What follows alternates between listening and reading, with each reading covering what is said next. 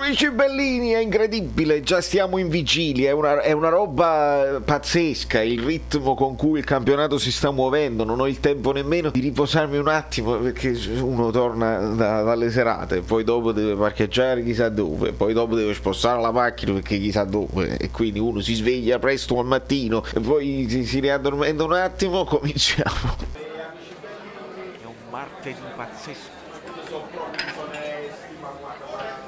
Rumori incredibili, rumori. Allora, amici miei bellini, Enim 111, notifiche che arrivano. Iscrivetevi al canale Telegram che trovate sopra sotto in descrizione, che lo trovate sopra. Sopra non trovate niente. Fluffa a che ora? E mo te lo dico subito a che ora. Verso le 3 più o meno, insomma. Vai. Quindi vi iscrivete, lasciate un like di amicizia, il like pure di amicizia si può lasciare, e andiamo a parlare di questa conferenza di Spalletti che mi sono perso diciamolo tranquillamente.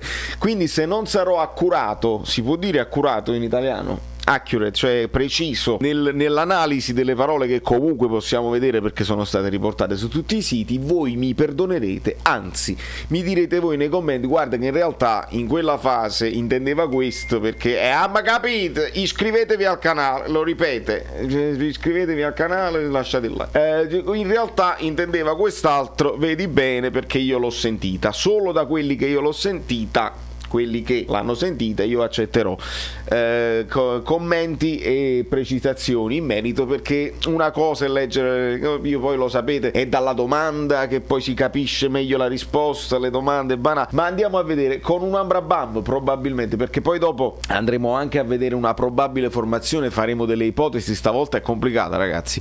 Arriva Luciano Spalletti e quindi quanto le piace il Napoli subito, ovviamente abbiamo già detto, si sta bene ad essere noi, vale anche per i calciatori avvolti dall'affetto eccetera eccetera, consapevolezza, alcuni alle volte si fanno più punti, alle volte meno punti e va bene, ma c'è equilibrio, i calciatori maturi, nasconderci, quindi non si vuole nascondere le 7 squadre, si ritorna a queste 7 sorellastre e vogliamo giocarci la nostra chance, dobbiamo essere pronti a tutto, va bene, banalità.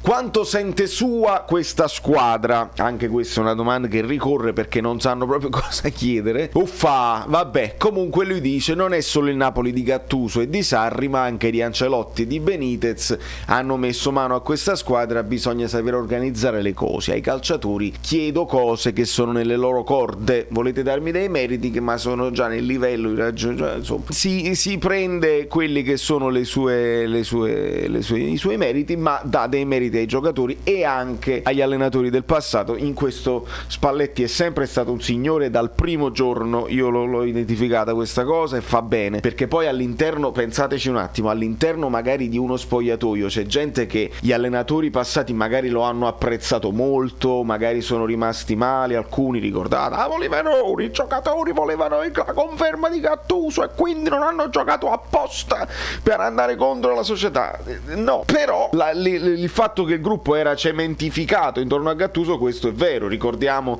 insomma la grande esultanza di Nikita Contini con la Fiorentina eccetera eccetera, insomma sarebbe anche un errore andare a sputare nel piatto precedente, perché magari uno dice ma chi è, come ti poni male, invece no, fatto bene quello che avete fatto finora, adesso ascoltate me che ho l'esperienza, perfetto, bravo Spalletti.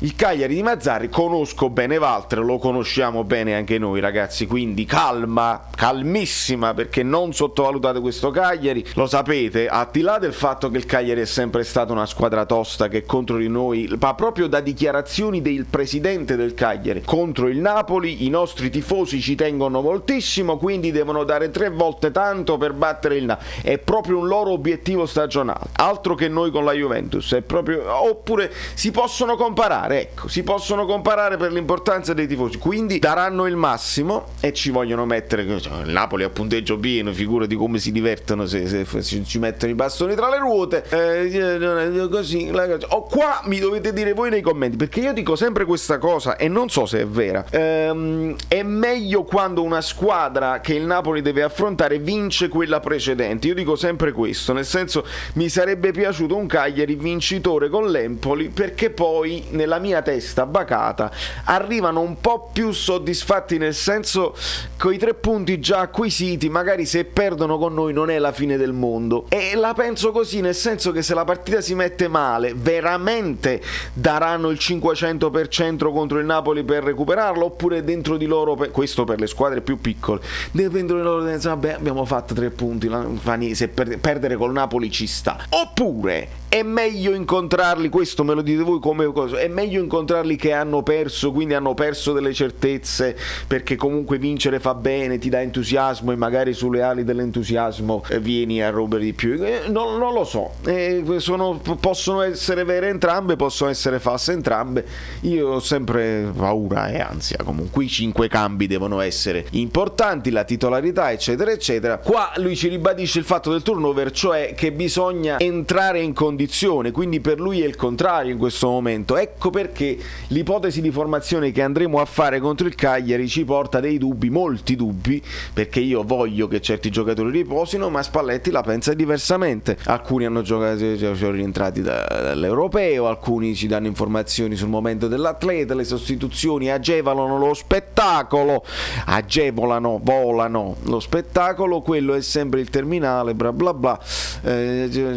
Quanti millesimi nella lotta noi abbiamo tutti allo stesso modo, bravi a organizzarsi, vabbè. Quindi ribadisce che le squadre, sì, magari le altre squadre hanno venduto dei giocatori, ma hanno anche comprato, e l'abbiamo vista la campagna acquisto, noi siamo stati bravi a trattenere, va bene così. I nostri calciatori aggiungono la voglia di non accontentarsi, questo è buono, qualità importantissima, si autostimolano, si autoalimenta, va benissimo. Mertens, questa è una delle cose più belle.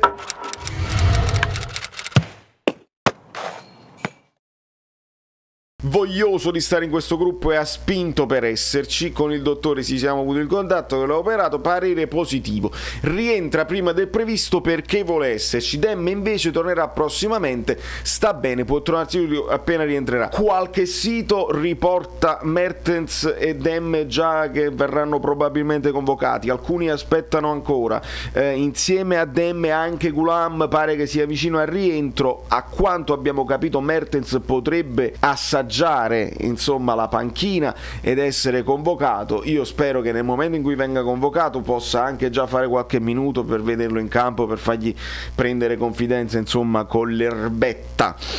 Lo sapete per me quanto è importante Mertens, e lo saprete quando poi mancherà Osimhen, che ragazzi non diamolo per morto Tris, anzi secondo me ci tornerà molto utile, specialmente con Spalletti. Vedete cosa vi dico? Il lavoro fatto a Napoli, sono io che decido quello che mi fa piacere, ho 62 anni, ho vissuto alcune situazioni, vedete quando li riportano scritti non si capisce bene, non perfettamente. Calciatori di qualità che vogliono coinvolgersi, hanno il salvadanaio dei meriti che vanno riempiti, se dividerselo è facile allenare. Vabbè, ripete il fatto insomma che il capitano è fortissimo, che il comandante ripete la situazione Koulibaly che fa il comandante, serve parlare molto bene, se serve sa anche parlare molto bene, questo ve lo riporto anche a margine sulla questione Osimhen, no? Che ancora non sa parlare italiano e quindi la comunicazione con i compagni è più complicata. Ecco perché alcuni giocatori hanno bisogno di un pochino anche più di tempo per adattarsi e per essere decisivi in una squadra. Bisogna aspettare ragazzi, bisogna aspettare.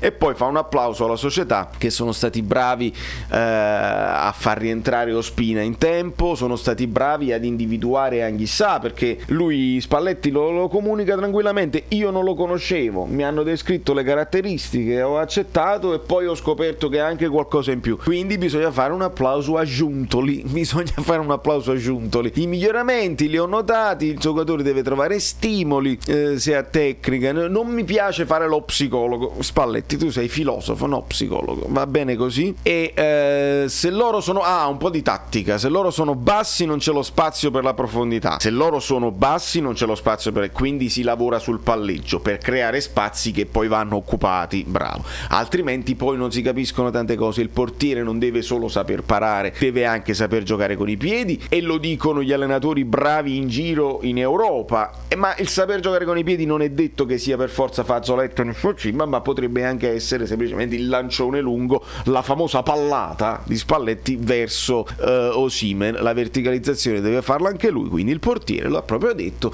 il centrale deve saper giocare perché si va a giocare è certo perché il centrale avanza fino nel centro di cerchio campo, l'ho detta proprio male, lo stoccatore del Napoli, Zielinski, Elmas, Fabian Ruiz, anche Anghissà questa dote, abbiamo qualcuno compreso anche Demme, vedi come bravo Spalletti, perché Demme qualche gol con il Napoli lo ha fatto e ce l'ha come caratteristiche, è stato sottovalutato Demme sotto questo punto di vista.